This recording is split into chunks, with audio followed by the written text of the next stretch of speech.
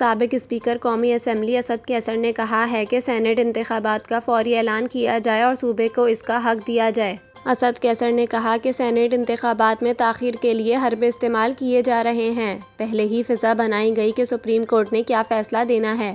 اسد قیصر نے کہا کہ ابھی فیصلہ آیا نہیں، لیکن انہیں یقین ہے وہ سینیٹ میں اپنی نشستیں بڑھائیں گے۔ صوبے کو سینیٹ سے محروم رکھ کر آئینی بحران پیدا کیا گیا۔